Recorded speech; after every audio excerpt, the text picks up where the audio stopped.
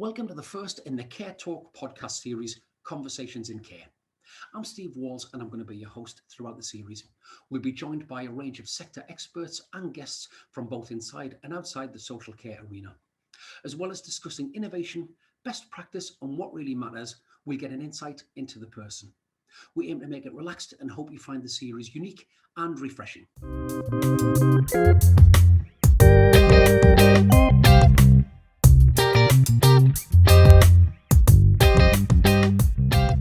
Welcome to Conversations in Care. Today, my guest is Deborah Sturdy, OBE. She's the Chief Nurse for Adult Social Care in England. In this newly appointed role, Professor Sturdy will act as a champion for the interests of social care nurses and work to ensure at-risk adults are provided with high-quality care. Good morning, Deborah. Morning, Steve. Thank you so much for your time. I appreciate it. Obviously, you're a busy lady at the best of times, but at the moment, it must be absolutely crazy, is it? It is quite busy, just getting up to speed with everything. Yeah, it's kind of 4 weeks, I think, full time into my role now. So yeah, pretty busy. Oh, fantastic. Thank you so much for your time. Well, the word that sticks out, Deborah, for me in the introduction is a champion. How did you feel when you were appointed? And obviously, what's the one thing you're hoping to achieve in your new role? I think anybody who takes on a role like this, very humbled, very pleased that there is a recognition that the role was necessary. And there was a value placed on nursing and the wider workforce. It's not just the registered working force, but it's the care force per se. I think it's important that has been recognised, that having that kind of senior person there as a champion. So I think there's that. And I think for me, it's about kind of championing the kind of equity and the parity with our colleagues across the whole of the health and social care system. So actually getting that at the centre stage will be a kind of major achievement, I think, in this role. Excellent. And obviously, people like yourself, Deborah, you go into the profession you're in because of the love of it and you really enjoy what you do. Obviously, to be given an OBE on top must have been such a lovely thing. Yeah, it again, very humbling experience. You don't do these jobs to get recognition. You do these jobs to do your best for the people that you look after and you serve and that you work alongside. So I think it wasn't about me, the person. I think it was about the kind of, I saw it more about kind of representing older people and those nurses and care workers that I've worked with throughout my career. So I think it was recognition for everybody, and I was very honoured to be able to go and receive that. And obviously, we had a little joke before I came on air saying, do I bow or do I curtsy to you as you're an OBE? And you told me a lovely little story about where you've been working, about what they were calling you there. I think that's lovely if you're happy to share that. Yeah, so just before the last job I did before starting here was at the Royal Hospital Chelsea, working with 300 veterans, which was a phenomenal place. It's an incredible place, and I was just explaining to Steve about the pensioners there, some of whom used to refer to me as Mom, which was the first time I'm in my career.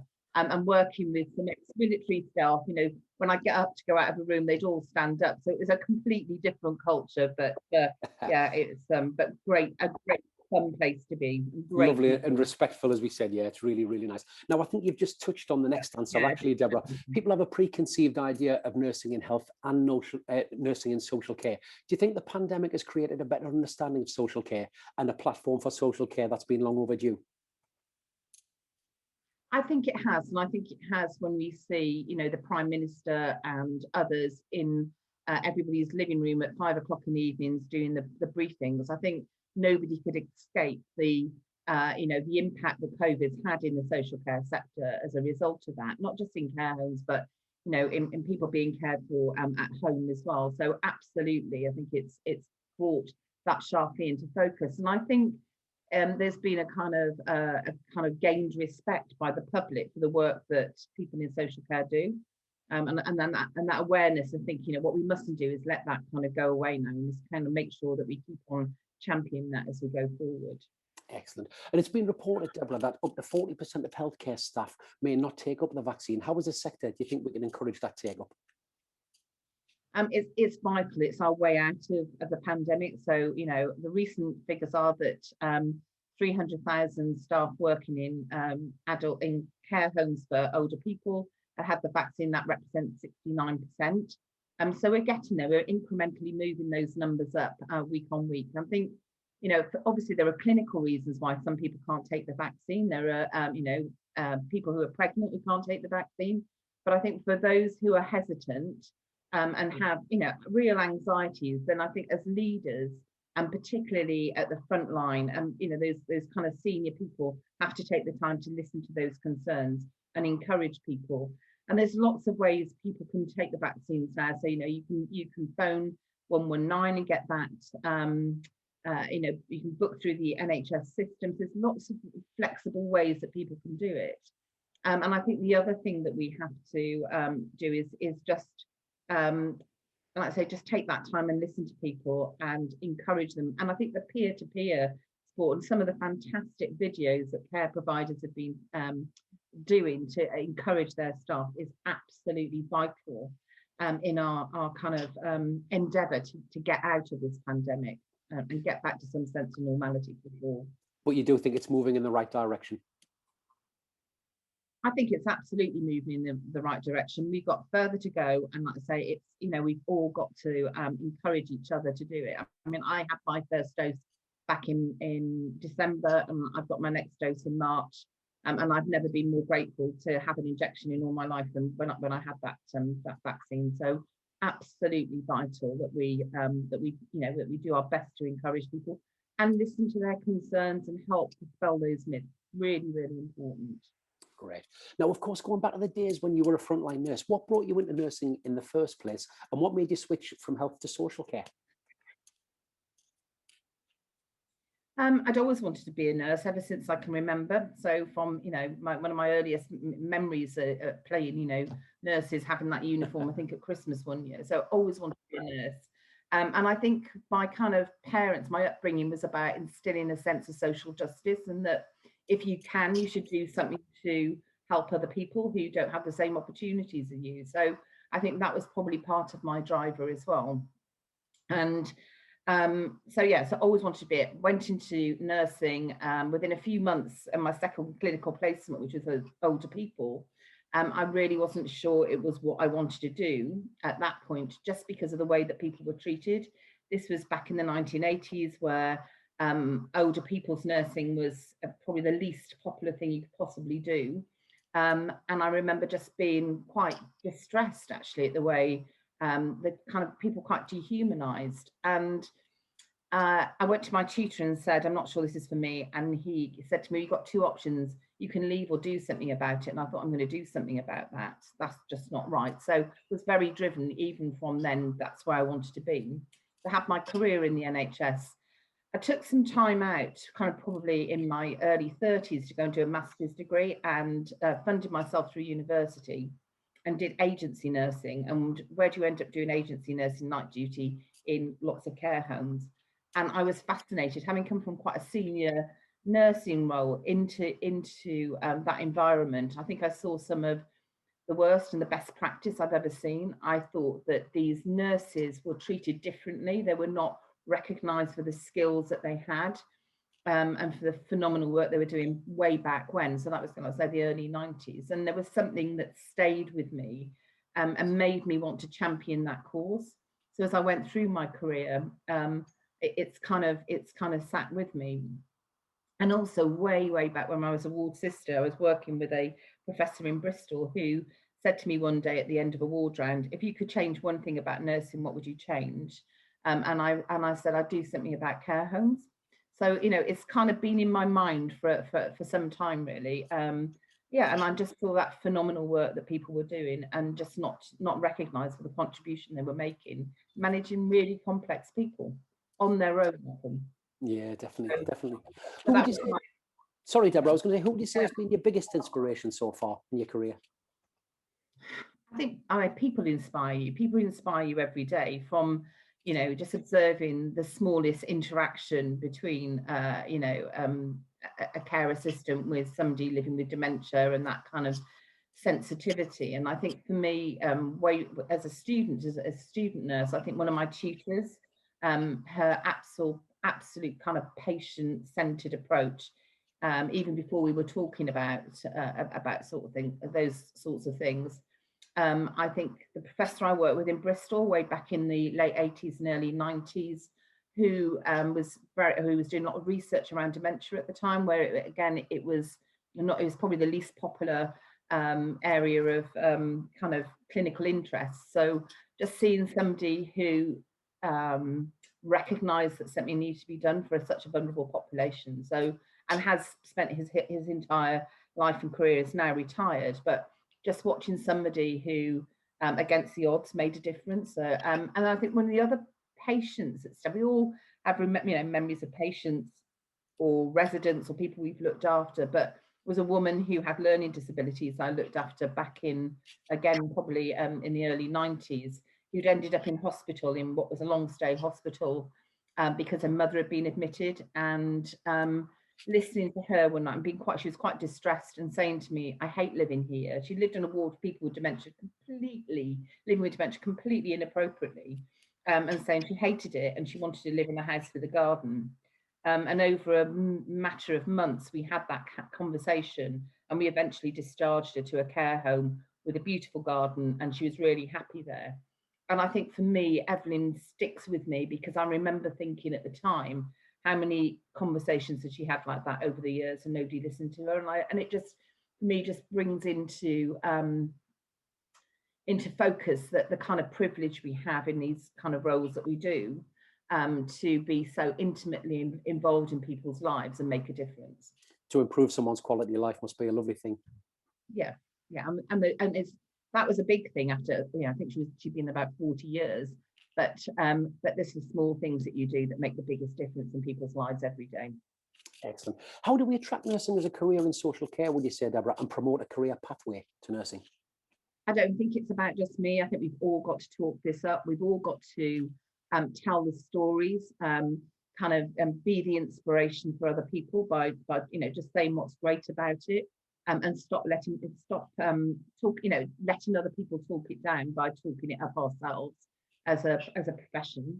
I think that we have to change that narrative, and if you take care homes, and it's not just care homes, but if you take care homes, if you say I work in a care home, people, you can see people's kind of sympathy faces, kind of looking at you. If we talk about these are nurse-led services where complex care happens, where as a nurse you have to be this autonomous practitioner who is driving clinical standards, is making complex clinical decisions, often on their own, then actually the whole kind of dynamic of that perception changes. And equally, lots of complex care is being delivered by, our fantastic care staff out in domiciliary care services, who are, and as a result of the pandemic, are doing kind of clinical interventions that they hadn't done before. So, we have to talk up the skill set of what everybody is doing to contribute and make a difference to people's lives. So I think that's the thing. And I think we have to look and specialisms in social care nursing. I think we've got to ensure that undergraduates, not just nurses, but I think are, medical, undergraduate medical students. And I think we also need to think about our therapy, undergraduate therapy students all having an exposure and experience of social care, not just in the care home, but in the wider community as well. So huge amounts of opportunity to change perception, but it's about all of us doing that. I think it shines through, Deborah, how much raising the profile of social care means to you. And I know that you've been a judge on the Great British Care Awards, which luckily I have the privilege to host, and I have done for many, many years. I was just wondering, we do so much to try and champion how good the care sector is.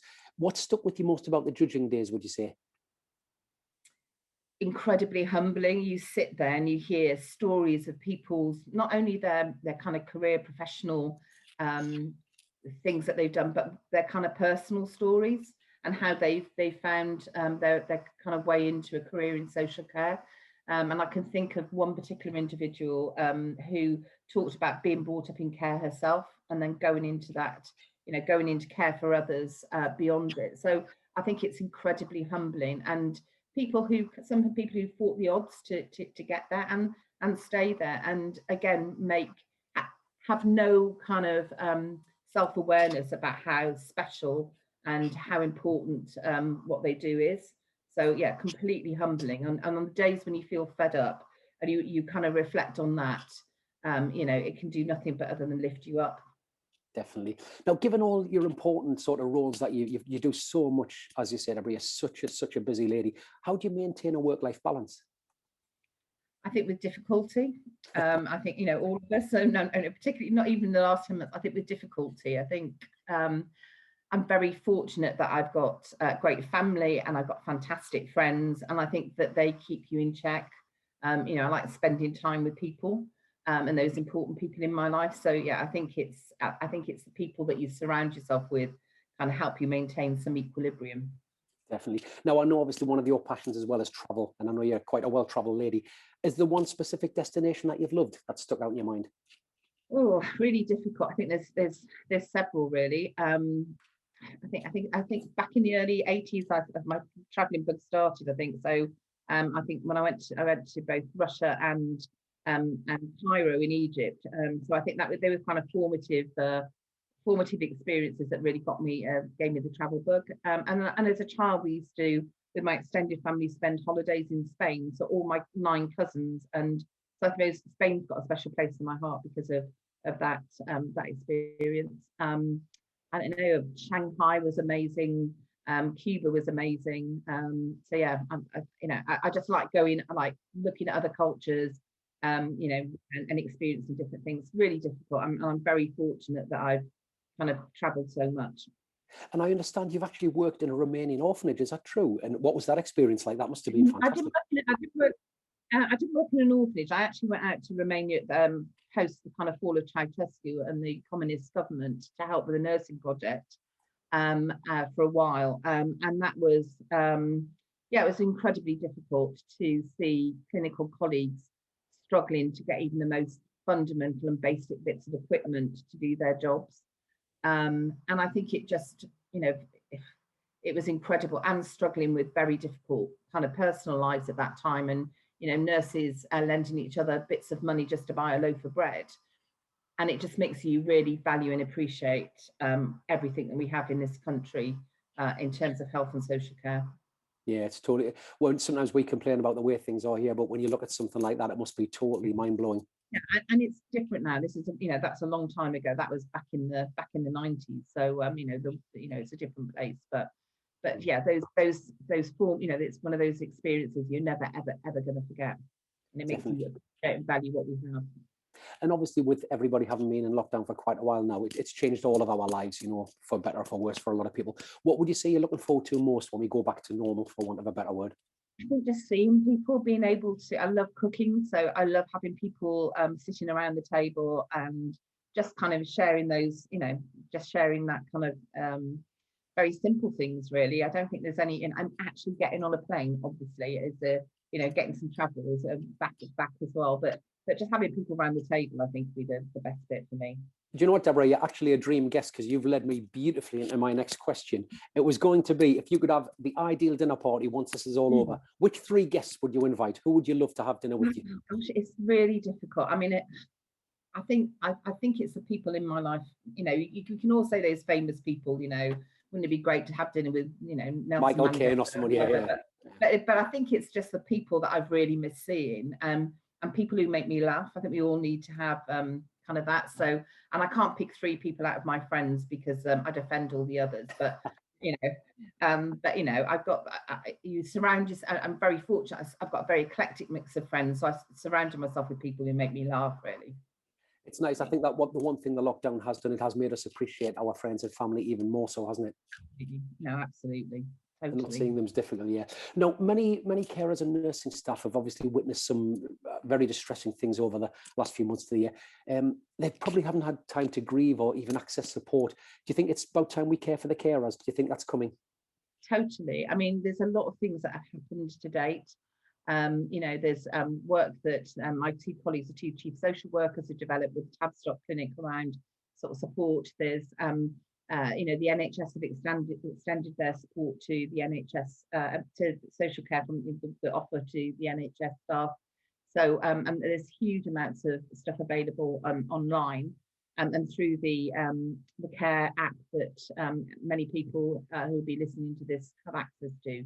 So there are things out there, but absolutely, how a difficult year that that people have lived through, we absolutely have to support people and remember that, you know, it's not just the kind of here and now, and maybe, you know, when we just kind of come out of lockdown and come out, you know, get into a better sense of a normal, but actually the impact of this going further down the line and that kind of trauma that might manifest itself. So I think it's really important we all talk to each other. I think that as a kind of team, as you sit around with your team, the people that you trust, your colleagues that you trust, we all need to be talking to each other about these things, and where you need support or you recognise in somebody else and that they're struggling, that you help navigate them in the right direction to go and get some professional, some professional help. So peer-to-peer support is something you definitely encourage. 100%. And talking is really important. Well, I know that Care Talk will soon be and not being ashamed. Talk. Exactly. I know that Care Talk are soon launching their Good to Talk campaign, which will be a national conversation, which hopefully will be a great thing moving forward. Now, of course, if you had a magic wand, this is the question I love asking, because it makes people think quite rationally, really. If you had a magic wand and you could wave it, what 3 wishes would you wish for, Deborah? I think probably be to go back to Cuba at the moment. Absolutely. Get on a plane. I think the parity and equity in terms of learning development, that our colleagues in the NHS getting some equity around that. I think that's really, really important. I think the respect of what people do in social care, both across the whole spectrum, that we really see that not only in the public, but I think amongst the professions, in the widest sense. So I think that kind of that respect, and that's anchored. And I think it's that kind of, really importantly for people is they're leveling up in terms of the terms and conditions, so that there's kind of there's a kind of it's comparable to people doing similar jobs. So I think that's that leveling up is really important. Definitely about education having the same access, and actually total respect for the phenomenal work that people do. Yeah, well, I think the respect's gone up tenfold, hasn't it, for everybody within the health sector and social care sector during what's happened. Absolutely. It has. Deborah, I know how important, how busy your time is at the moment. It's absolutely crazy busy. So we really appreciate your time. Thank you so much. It's been a pleasure to interview you. It's been really nice talking to you, Steve. Thanks very much. And I look forward to seeing you at the Care Awards. Absolutely. Thank you, Deborah. Our next guest will be announced very soon, so keep an eye on our social media. A reminder that the link to nominate for the Social Care Top 30 is in the podcast description.